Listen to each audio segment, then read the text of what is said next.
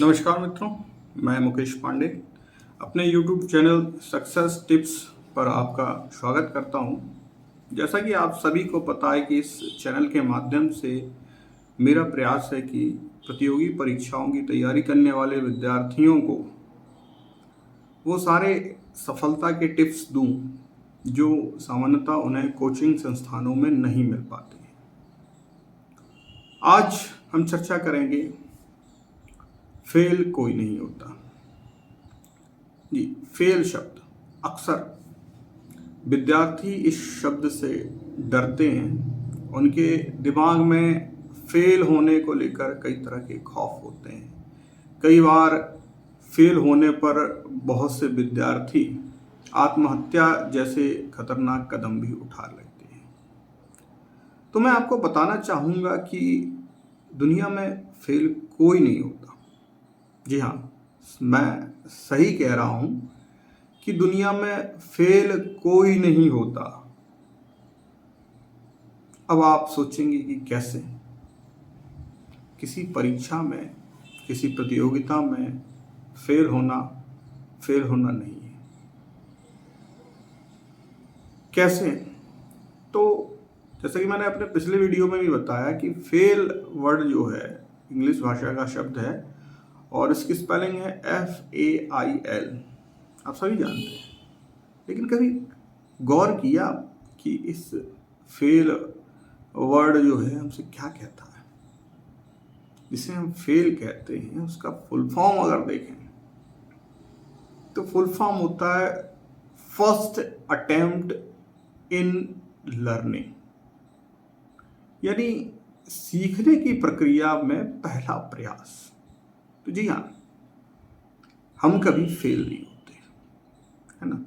अगर किसी परीक्षा में, प्रतियोगिता में हम अपना प्रयास करते हैं तो या तो हम सफल होते हैं या अनुभवी।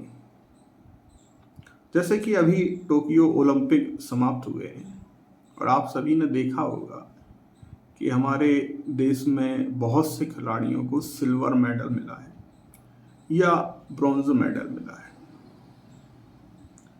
तो कायदे से सिल्वर मेडल वाला जो होता है वो किसी भी खेल के मुकाबले में फाइनल में जब वो खेलता है तो वो फाइनल जीतने वाले से हारता है। हारने के बाद भी उसे सिल्वर मेडल मिलता है। क्यों? क्या वो फेल है? तो यह नज़रिए वाली बात है। अगर हम सामान्य जीवन में किसी मुकाबले में किसी को हारा हुआ देखते हैं तो हम उसे फेल कहते हैं, है ना। और यहाँ हम उसे सिल्वर मेडलिस्ट कहते हैं। उसने पूरी दुनिया में सिर्फ एक खिलाड़ी को छोड़कर अपनी सर्वश्रेष्ठता साबित की है, तो वो सिल्वर मेडलिस्ट है, फेल तो नहीं है। इसी तरह हम अपनी ज़िंदगी में बात करें तो हमारी ज़िंदगी में भी फेल नहीं होते। बस किसी प्रयास में अगर हम चूकते हैं तो कहीं ना कहीं ये पता चलता है कि हमने सही तरीके से, पूरे मन से प्रयास नहीं किया। मतलब हमारे प्रयास में कमी है ना। तो ये असफलता, जिसे मैं असफलता नहीं अनुभव कहूँगा, ये अनुभव बताता है कि अभी हमें और अनुभव की आवश्यकता है और हम अपनी कमियों को ढूंढें कि आखिर कमी कहाँ रह गई।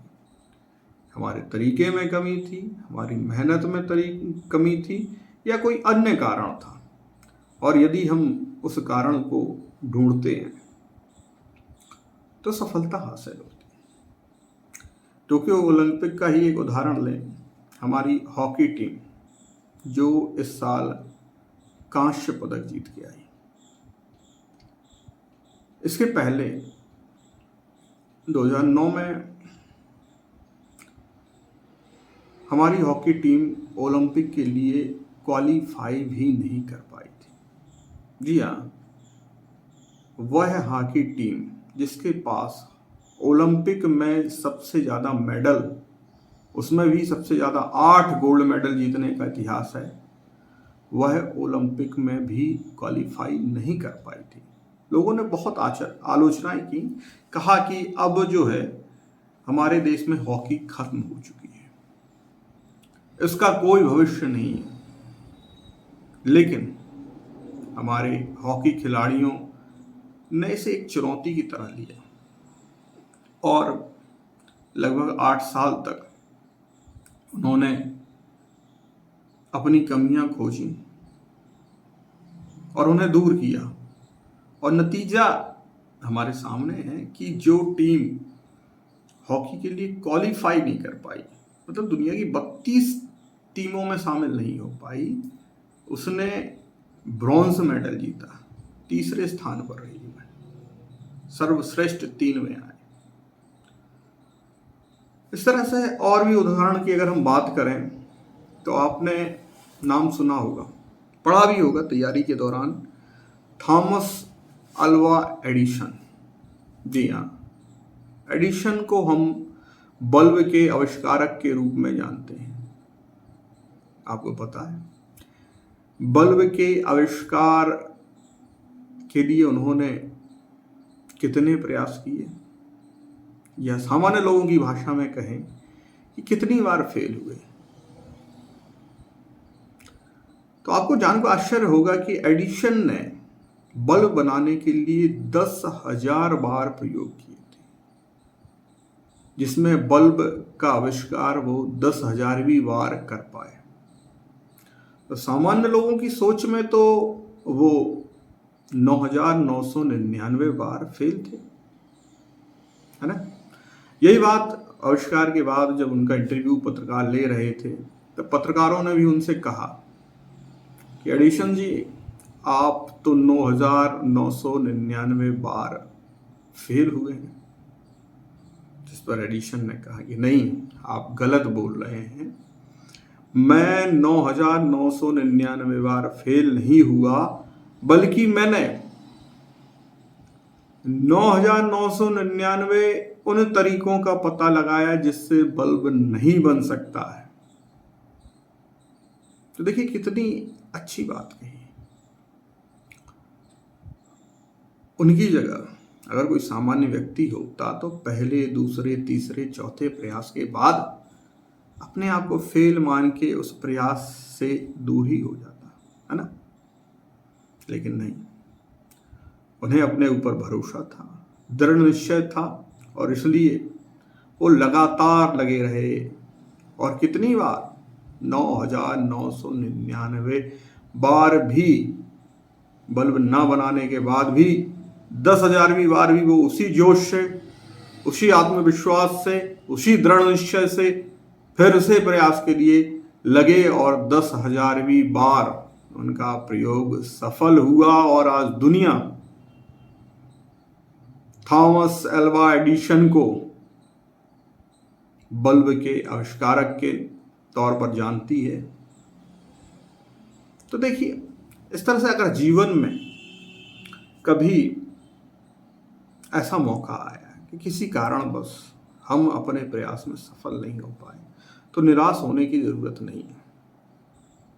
हमारे पास ऐसे बहुत सारे उदाहरण हैं जो शुरुआत में लोगों के अनुसार असफल हुए, फेल हुए, लेकिन उन्होंने अपने आप को फेल नहीं माना और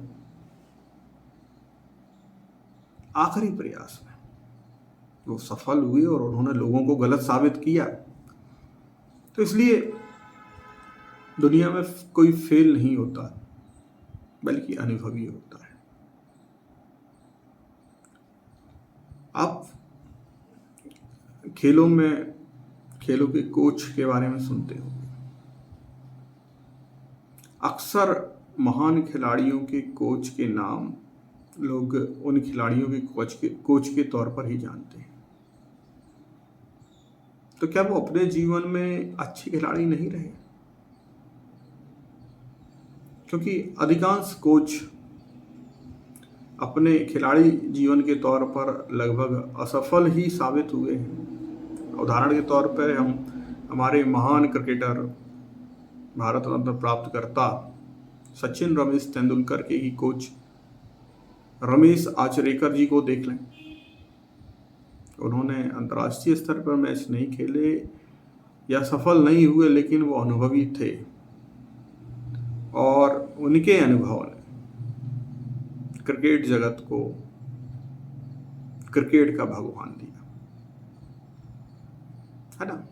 तो फेल कोई नहीं होता और होना भी नहीं चाहिए, क्योंकि हर व्यक्ति के पास किसी भी प्रयास के लिए दो ही विकल्प होते हैं, एक तो सफल और दूसरा अनुभव का। क्योंकि फेल कोई नहीं होना चाहता, तो दूसरा विकल्प किसी के पास नहीं होता। तो जब आपके पास एक ही विकल्प है तो उसके लिए पूरी तैयारी से लड़ें।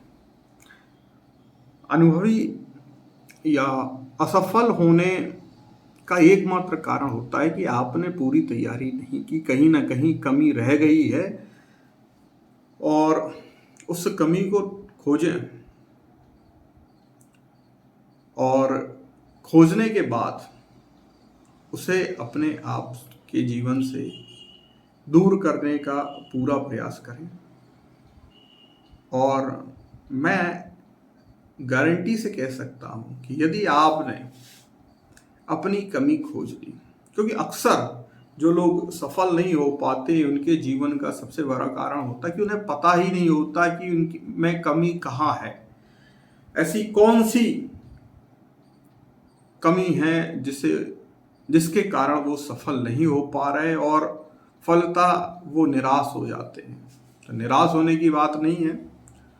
और मैं तो ये कहना चाहूँगा कि हम सभी थॉमस अल्वा एडिसन की तुलना में बहुत सौभाग्यशाली हैं कि हमें सफलता के लिए 9,999 बार प्रयास करने की ज़रूरत नहीं है। अगर हम पहले प्रयास में असफल हैं तो दूसरे तीसरे प्रयास में सफल हो सकते हैं, बशर्ते हम अपने आप को पहचानें, अपनी कमियों को दूर करें और पूरे दृढ़ निश्चय के साथ, पूरी ईमानदारी से हम सफल होंगे।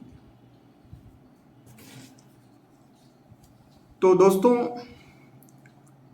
आपकी सफलताओं के लिए मेरी बहुत बहुत शुभकामनाएं। हमारा ये YouTube चैनल का प्रयास आपको कैसा लग रहा है, इसमें भी कुछ कमियां हो या उसके लिए आप सलाह सुझाव देना चाहें तो उनका स्वागत है। और आप अपनी समस्याएं भी बता सकते हैं कमेंट में, ताकि हम आगे उन पर भी वीडियो बनाएं। इसी के साथ सभी को सफलताओं की शुभकामनाओं के साथ जय हिंद, नमस्कार।